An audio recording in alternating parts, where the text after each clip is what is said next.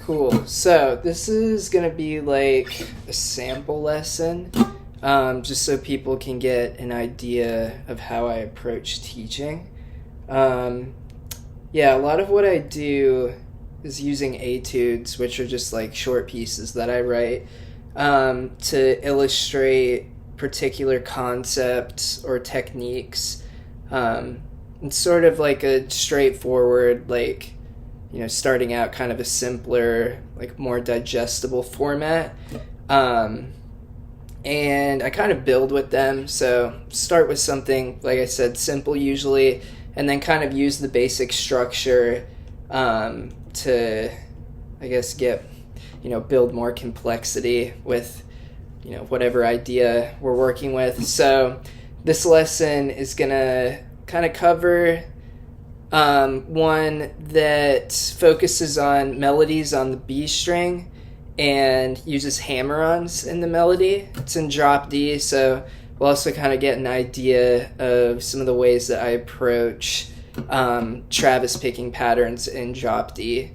If you haven't already downloaded the etudes, I'm going to put a link in the description. You can grab them there. There are two. There's one that's simpler, and then there's one that's a little bit more complex that we won't go over today, but just so you can get an idea of kind of how I build with those. Let me play through this real quick.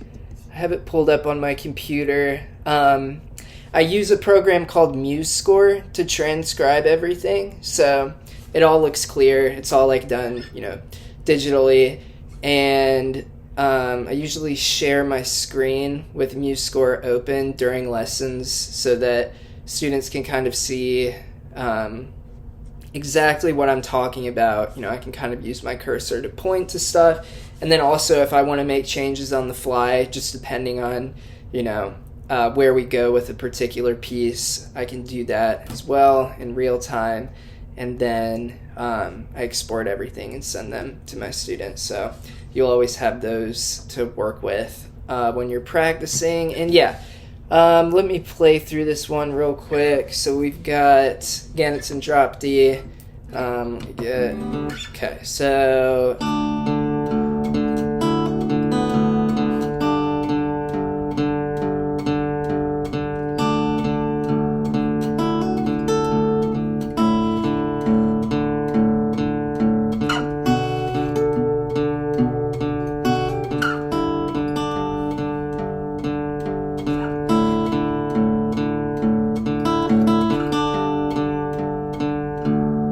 And I actually pushed that last melody note where it shouldn't have been, so it's actually going to land right on the top of the beat of that second to last bar. So I think to start with, we'll talk about the bass pattern. A couple things I forgot to mention there. If you're new to Travis picking and you're interested in it, I have plenty of material that just starts from square one, so there's no problem there, going into lessons. The other thing, just something to be aware of about how my transcriptions work. So if you're looking at the transcription of this etude, you'll see below the staff that we have these vertical lines that they're either single vertical lines or they're connected with a solid horizontal bar. So those lines tell you note value.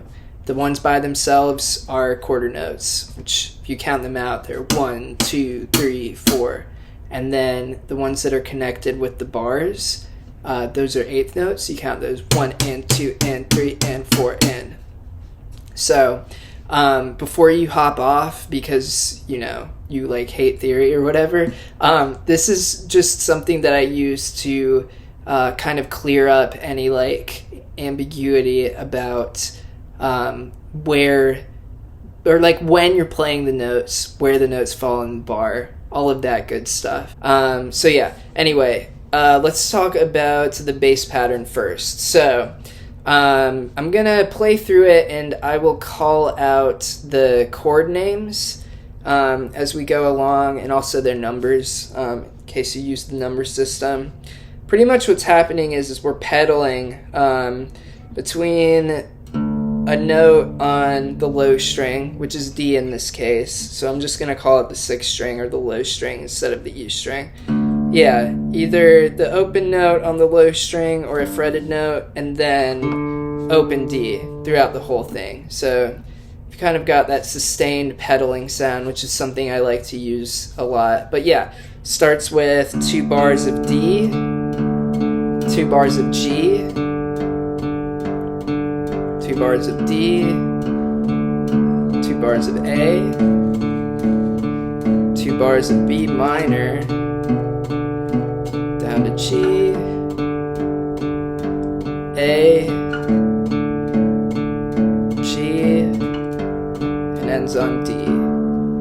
So if you're talking about number system, that would be 1, 4, 1, 5, 6, 4, 5, and then 4, 1. Cool. Yeah, and in terms of frets, as you can see in the transcription, we've got D is open, G is on the 5th fret, D is open, A is on the 7th, B minor on 9, back to G on 5, A on 7, G, and then open. Cool. Yeah, so pretty straightforward bass pattern there. Yeah, and if we're thinking about how to count this piece, because I really recommend that you get a good handle on how to count out typically just the 8th note patterns while you're playing. All these bass notes land on the strong beats on the quarter notes. So, 1, 2, 3, 4, 1, 2, 3, 4. But as we add the melody notes in, we're going to want to do 1 and 2 and 3 and 4 and 1 and 2 and 3 and 4 and... Yeah. So let's jump right into that melody. We're going to go in 2 measure blocks because each chord, the exception of that last 4 chord, the last G chord, is going to last for 2 measures, and I kind of made the phrases, the phrasing kind of work in those 2 measure blocks. So yeah, that first one over D is going to be, and if we're counting that out, that'll be 1 and 2 and 3 and 4 and 1 and 2 and 3 and 4 and, right? One thing that I recommend for getting getting a grasp on a particular piece is playing the melody without the bass pattern while you're counting it out. So in this case it would be 1 and 2 and 3 and 4 and 1 and 2 and 3 and 4 and. So right? As far as the finger pattern goes, I'm starting with my index finger on that 3rd fret of the B string. And then I'm coming up to the 5th fret with my index and hammering on. So there's our first hammer on, which is kind of something that we're focusing on here. So 1, 2, and 3, and 4. 1 and 2, open. And then that takes us to the next bar. So hammering on with my ring finger and then open. 1, so 1, 2, 3, and 4, and 1, and 2, and 3, and 4, and. So these 2 bars of G are pretty simple, right? We've just got that 3rd fret of the B string, that D note, landing on the top of the first beat of the 3rd measure, which is the first measure of G, right? 2, 3, and 4, and 1, and 2, and 3, and 4, and we're just sustaining that through those 2 measures of that G chord. All right, so gonna play through that entire line, that entire first line real quick, and then we'll move on to the next one. So we've got 1 and 2 and 3 and 4 and 1 and 2 and 3 and 4 and 1 and 2 and 3 and 4 and 1, 2 Cool. So we are at the second line.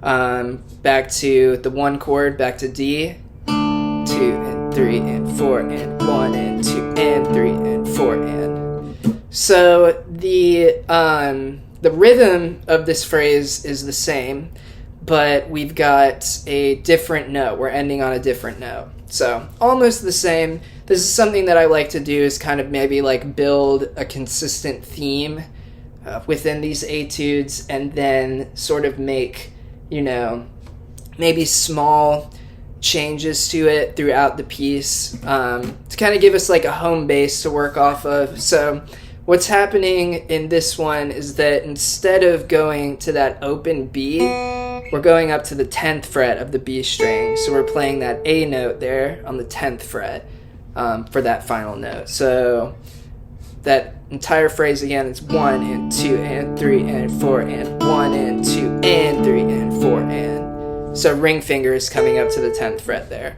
1 and 2 and 3 and 4 and 1 and 2 and 3 and 4 and. And I'm doing that with my ring finger. And this is something that might be intentionally tricky at first, because I guess should have mentioned that pretty much all of our fretted bass notes will be played with the ring finger. And we're going in the third measure of that second line to the A chord. So we've got ring finger jumping to the 7th fret of the low string after it's just played that melody note.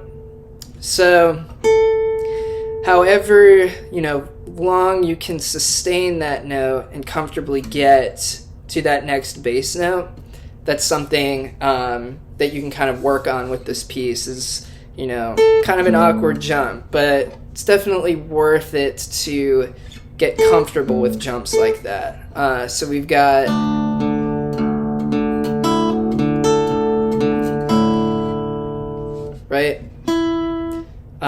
the beginning of that A chord, the 2 bars of the A chord. We've got pointer on the 5th fret of the B string. And then the bass note is on 7th fret. So again, I'll count out that entire line.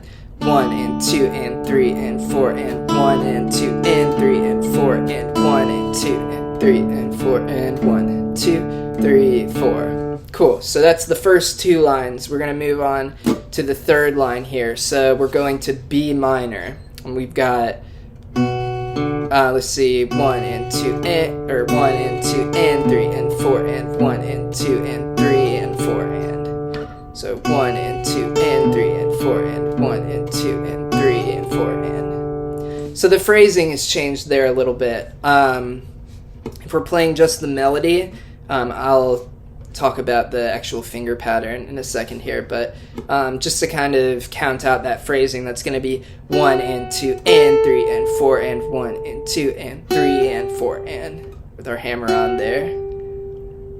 Yeah, so kind of the same shape that we did with the A chord and the G chord. Ring finger is going to be on the 9th fret of that low string, and your index finger is on the 7th fret of the B string. So 1 and 2. Then your pinky is going to come up to that 10th fret of the B string. So 1 and 2 and 3 and 4 and 1 and 2 and 3 and 4 and, right? And then this next measure, measure 10, we've got 1 and 2 and 3 and 4 and. So the hammer on the picked note is going to be on the top of the 3rd beat, and hammers on to the end of that beat. So 1 and 2 and 3 and 4 and. So altogether, those 2 measures are going to be 1 and 2 and 3 and 4 and 1 and 2, 3 and 4 and. And without counting.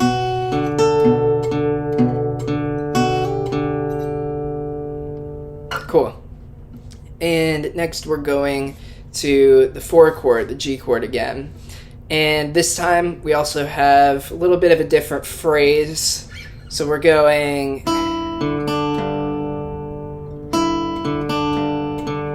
which is kind of, it's the same rhythm as that first measure of B minor, basically where we have a melody note that lands on the top of the third beat, or the top of the first beat, and then the next note lands on the and of the second beat. So 1 and 2 and 3 and 4 and 1 and 2 and 3 and 4 and... Yeah. Ring finger playing the bass note, 5th fret of the low string, and then pinky's playing the 5th fret of the B string. Index plays the 3rd. So 1 and 2 and 3 and 4 and finishing out the bar that way. Yeah, so this whole line is going to be 1 and 2 and 3 and 4 and 1 and 2 and 3 and 4 and 1 and 2 and 3 and 4 and 1, 2, 3, 4. Cool. Alright, so we are at the last line. Go back up to that A chord. 2 and 3 and 4 and 1 and 2 and 3 and 4 and... So, the phrasing here is probably going to be the trickiest of any point in this piece. Because when we get to that 14th bar,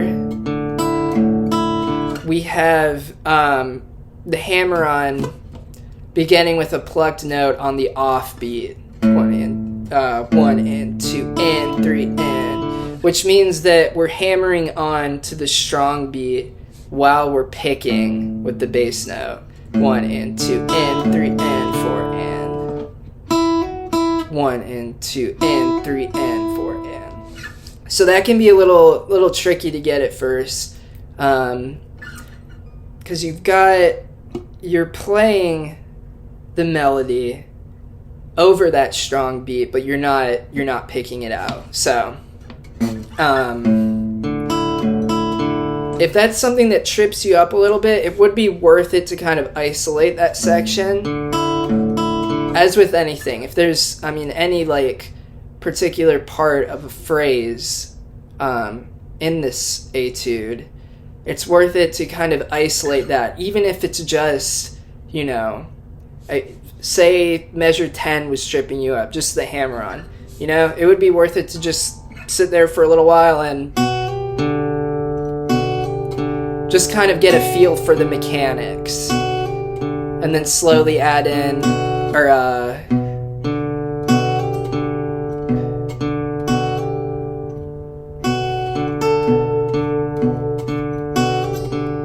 instead of starting at an earlier point in the piece, then getting to the thing that kind of trips you up, and then, going back and not really improving on it. I know anybody who had piano lessons is probably already annoyed with me for that, but it is really helpful. That's something that I do myself when I'm working on a piece that's challenging. But yeah, going back to that A chord, we've got 1 and 2 and 3 and 4 and 1 and 2 and 3 and 4 and into G and then D.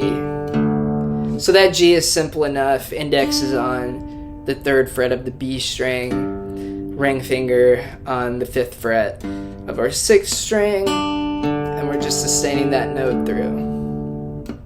Yeah, so one thing to note is that the way these pieces are written out,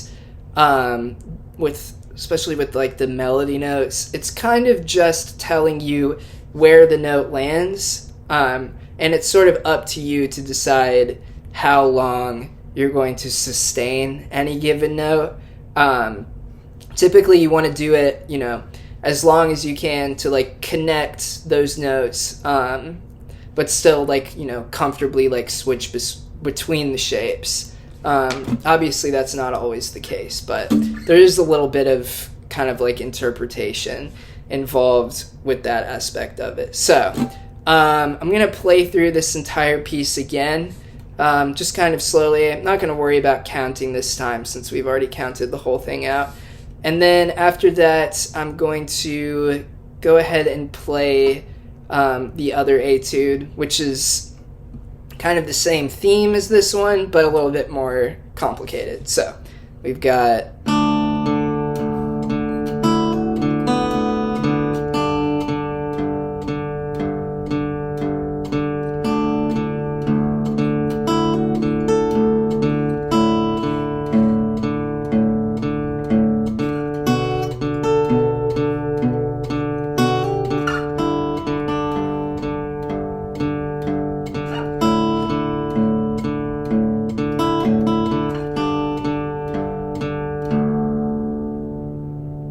Cool.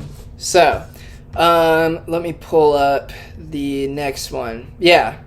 So still kind of working on that same theme of having a melody that's all centered on the B string. We've got a number of hammer-ons here and similar bass pattern, but I did add a passing chord in at the 8th measure with sort of like a bass melody that's kind of tricky.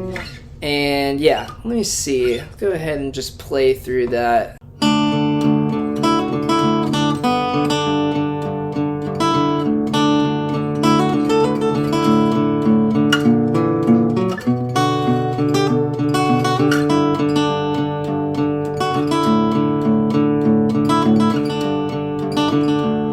Yeah, so that's just sort of an example of how I would take a, simpler theme and build on it with some of the same like techniques and concepts for people to work on.